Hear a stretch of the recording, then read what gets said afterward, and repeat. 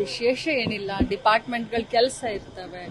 So CM ಅವ್ರ ಕೆಲಸ ಇತ್ತು, ಅವ್ರು ಹೋಗಿದ್ದಾರೆ. DCM ಅವ್ರ ಕೆಲಸ ಇತ್ತು, ಅವ್ರು ಹೋಗಿದ್ದಾರೆ. ನಾವು ಹೋಗ್ತಾ ಇರ್ತೀವಿ. ಯಾಕಂತಂದ್ರೆ ರಾಜ್ಯ ಸರ್ಕಾರದ್ದು, ಕೇಂದ್ರ ಸರ್ಕಾರದಲ್ಲಿ ಬಹಳಷ್ಟು ಕೆಲಸಗಳಿರ್ತವೆ. ಸೊ ಬಹಳಷ್ಟು ಮಂತ್ರಿಗಳಿಗೆ ಭೇಟಿಯಾಗೋದಿರ್ತದೆ. ಸೊ ಸುಮಾರು ಕೆಲಸಗಳಿರ್ತವೆ. ವಿಶೇಷತೆ ಅಥವಾ ವಿಶೇಷ ಬಣ್ಣ ಏನು ಬೇಡ, ಕೆಲಸದ ನಿಮಿತ್ತ. ರಾಜ್ಯದಲ್ಲಿ ಬದಲಾವಣೆ ಆಗುತ್ತೆ ಅನ್ನೋ ಒಂದಿಷ್ಟು ಮಾತುಗಳು ವಿಪಕ್ಷ ಮುಂಚೆಯಿಂದನೂ ಅದನ್ನೇ ಹೇಳ್ಕೊಂಡು ಬಂದಿದೆ. ಮುಂಚೆ ಅಂತರೂ 136 ಜನ ಗೆದ್ದಾಗ್ಲೇನೆ ಹೇಳಿದ್ರು ಅವರು, ಈ ಸರ್ಕಾರ 3 ತಿಂಗಳಲ್ಲಿ ಬೀಳುತ್ತೆ ಅಂತ ಹೇಳಿ. 136 ಜನ ಗೆದ್ದಾಗ. ಸೊ ಹಾಗೆ ಒಂದೊಂದೇ ಮಾತಾಡ್ಕೊಂಡು ಹೋಗ್ತಾರೆ. ಅವ್ರಿಗೆ ಮಾಡಕ್ ಕೆಲಸ ಇಲ್ಲ. ಬಟ್ ಬದಲಾವಣೆ ಆಗ್ಲಿ ಮತ್ತೊಂದೇ ಆಗ್ಲಿ, ಏನೇ ಇದ್ರೂ ಕೂಡ ನಮ್ಮ ಪಕ್ಷದ ಹೈಕಮಾಂಡ್ ಅಂತ ಒಂದಿರುತ್ತೆ. ಸೊ ಪ್ರಸ್ತುತ ಅಂತದೇನೂ ಇಲ್ಲ, ಅಂತ ಸೀನ್ರಿನೇ ಇಲ್ಲ.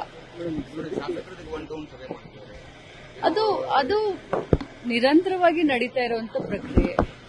ಈ ಬಾರಿ ಸ್ವಲ್ಪ ಲೇಟ್ ಆಯ್ತು. ಇಲ್ಲ ಅಂತಂದ್ರೆ ಪ್ರತಿ 6 ತಿಂಗಳಿಗೊಮ್ಮೆ, 1 ವರ್ಷದಲ್ಲಿ ಒಮ್ಮೆ ಆದ್ರೂ ಕೂಡ ಮಂತ್ರಿಗಳನ್ನ ಮತ್ತು ಇವರನ್ನ CLP ಮೀಟಿಂಗ್ ಅಂತ ಮಾಡ್ತಾ ಇರ್ತೀವಿ.